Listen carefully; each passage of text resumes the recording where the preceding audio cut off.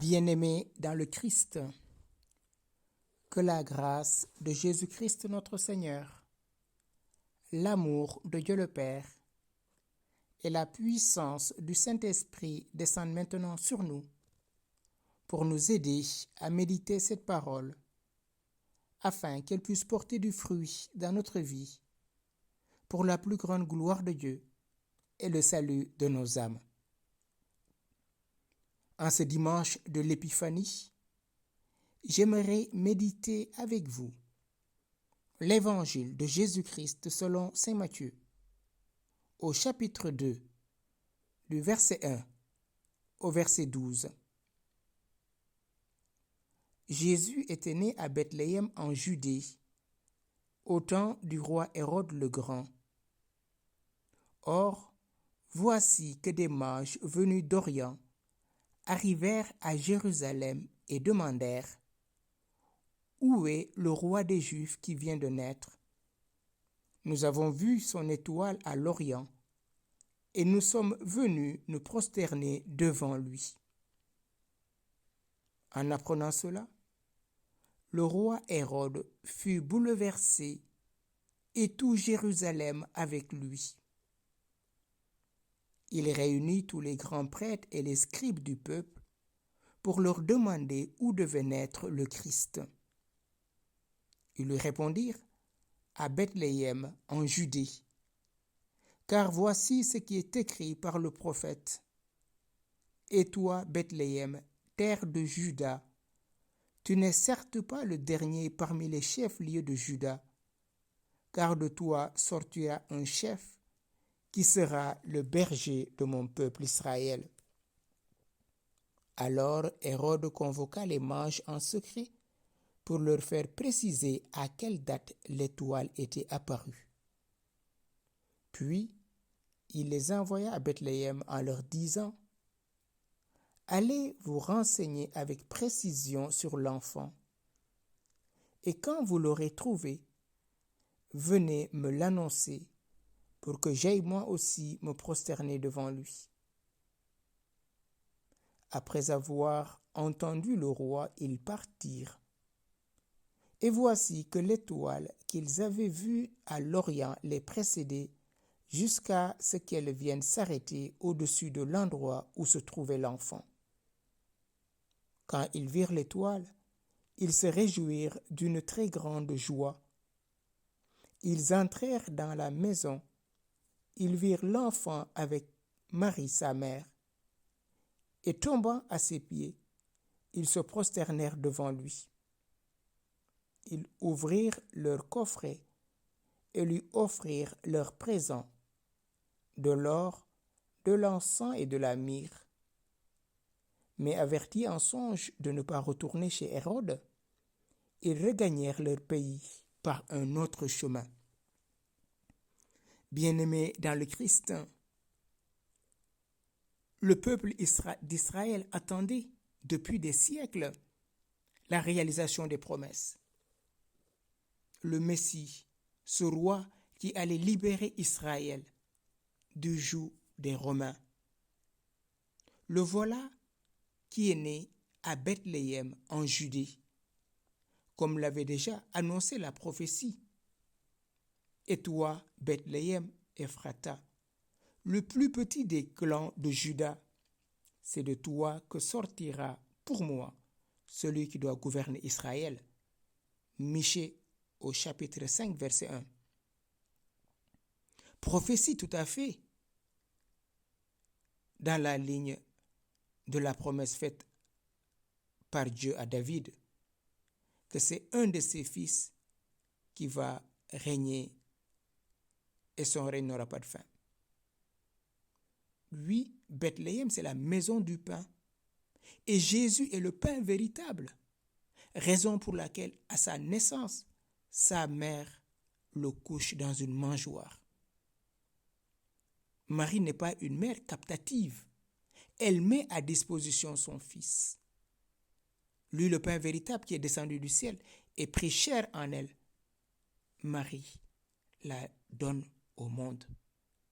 Et Matthieu nous date la naissance de Jésus en nous disant: c'est au temps du roi Hérode le Grand. Le roi Hérode le Grand, nous pouvons dater quand est-ce qu'il est mort.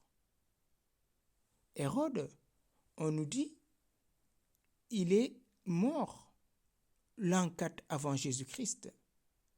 Donc, certains historiens nous disent qu'il a vécu de 73 à 4 avant Jésus-Christ. Et nous connaissons ce Hérode. Hérode était un tyran. Il a fait tuer tous ses adversaires, tous ceux qui pouvaient être des concurrents, qu'ils soient son fils ou ses cousins ou ses frères. Et donc, ce n'est pas lui qui va épargner le nouveau roi qui vient de naître. Pour montrer, frères et sœurs, combien Hérode continue aujourd'hui à tuer les enfants par l'avortement. Or, voici que des mages venus d'Orient arrivèrent à Jérusalem et demandèrent « Où est le roi des Juifs qui vient de naître ?»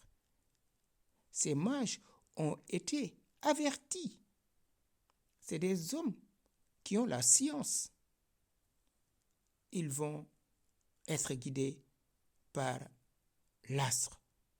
Déjà, dans le livre des Nombres, au moment où les tribus d'Israël s'approchaient de la terre promise sous la conduite de Moïse et traversaient la plaine de Moab, le roi Moab, Balak, avait convoqué Balaam, si vous vous rappelez bien sûr, pour maudire Israël. Et qu'est-ce que Balaam dit? Il a osé dire la vérité. Je le vois, mais pas pour maintenant. Je l'aperçois, mais pas de près. Un astre se lève, issu de Jacob. Un sceptre se dresse, issu d'Israël. Nombre au chapitre 24, verset 17. Le roi voulait que Balaam maudisse Israël. Voilà que Balaam voit se lever l'astre. Et cette étoile va être pour les mages source d'une révélation nouvelle. Parce que ce n'est pas n'importe quelle étoile. C'est l'étoile du matin qui se lève dans nos cœurs par l'Esprit Saint qui crie Abba, c'est-à-dire la naissance du Christ. Les mages vont suivre cette étoile et arriver à Jérusalem, c'est-à-dire la ville sainte, la cité de la paix, et ils se renseignent. Bien sûr, ils vont à l'état civil. Et c'est là où Hérode et tout Jérusalem est bouleversé. Hérode n'est pas bouleversé d'émotion ou de joie, mais de rage. Mais comme il est un renard, il est futé, il va s'enquérir pour connaître le lieu de naissance de cet enfant. Donc il va convoquer ceux qui ont les Écritures, ceux qui scrutent les Écritures, c'est-à-dire les scribes et les grands prêtres. Et ces derniers lui informent la prophétie de Michée. C'est à Bethléem que cet enfant va naître. Et il leur dit, allez vous renseigner avec précision. Et quand vous l'aurez trouvé, venez me l'annoncer pour que j'aille moi aussi me prosterner devant lui. Hérode n'est pas un adorateur de Dieu. Au contraire, il se fait adorer. Et donc, s'il a tué ses frères, s'il a tué certains de ses fils, ce n'est pas l'enfant qu'il va épargner. C'est pour cela, nous connaissons la suite, il va faire massacrer tous les enfants innocents de 0 à 2 ans. Et quand vous l'aurez trouvé, venez me l'annoncer.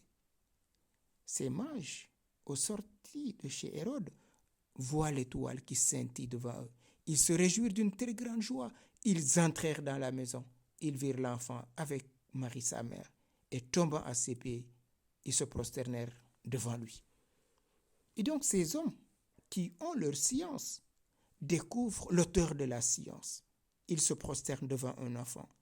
Oui, tout enfant réjouit le cœur de ses parents, réjouit le cœur de son entourage. À plus forte raison cet enfant Dieu, qui fait la joie des bergers, qui fait la joie des anges et qui fait aujourd'hui la joie des mages, c'est-à-dire de chacun de nous, de tous ceux qui sont venus de l'Orient, de l'Occident, du Nord et du Midi. C'est l'universel. Le salut n'est plus réservé aux Juifs, ni à tel ou tel peuple, telle ou telle race, telle ou telle langue, tel ou tel peuple. Le salut est ouvert à tout le monde. Oui, mon frère, ma soeur, est-ce que tu acceptes de quitter là où tu es maintenant pour te rendre sur le chemin où Jésus t'attend, parce que c'est lui le chemin, où Jésus veut te donner la vie, parce que c'est lui la vie, où Jésus peut te mener dans la vérité, parce que c'est la vérité qui nous conduit au Père. Qu'es-tu prêt à lui offrir? Ces mages lui offrent l'or parce que Jésus est roi. Il offre l'encens parce que Jésus est le grand prêtre par excellence. Il lui offre la myrrhe parce que son cadavre va être embaumé de myrrhe. C'est ce que amènera Nicodème et Joseph d'Arimathie pour ensevelir son corps, une fois l'avoir embaumé. Qu'est-ce que nous voulons donner à Jésus aujourd'hui? Sommes-nous dans la quête du visage de Dieu à travers cet enfant de Bethléem? Sommes-nous disposés à aller à la rencontre de celui qui nous cherche depuis le sein de notre mère? Sommes-nous comme Hérode qui voulons tuer l'enfant?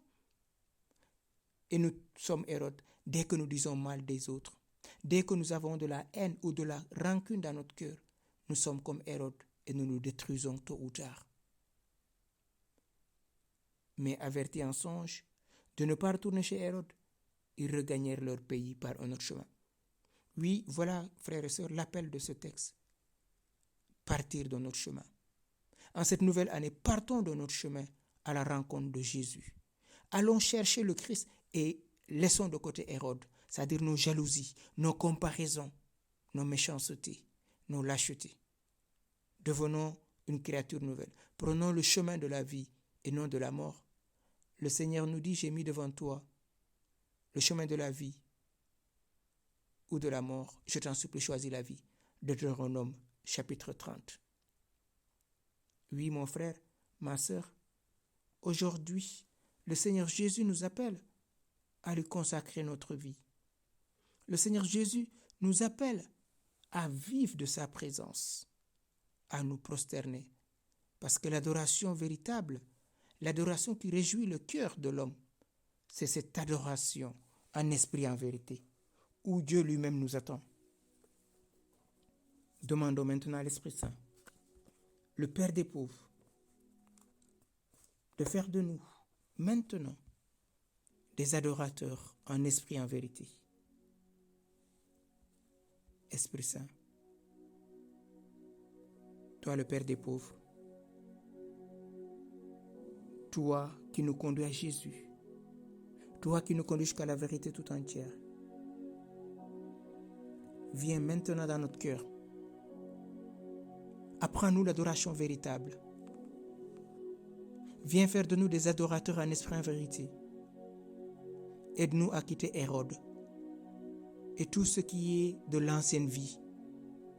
En cette nouvelle année, fais-moi découvrir le Père, fais-moi découvrir le Fils. Et toi, leur commun esprit, guide ma vie, guide chaque jour ma vie. Dans mes moments de faiblesse ou de doute, sois la lumière qui m'éclaire. Dans des moments de faiblesse et de tentation, sois le rocher qui m'abrite. Dans la gloire, ne permets jamais que l'orgueil m'emporte. Garde-moi dans l'humilité. Ô Saint-Esprit de Dieu, ô Saint-Esprit de Dieu, j'ai besoin de toi. Viens envahir mon cœur maintenant de ta présence. Donne-moi de me laisser réchauffer par toi, éclairer par toi, conduit par toi, pour que cette année soit une année de plénitude, une année de grâce, une année de paix. Amen.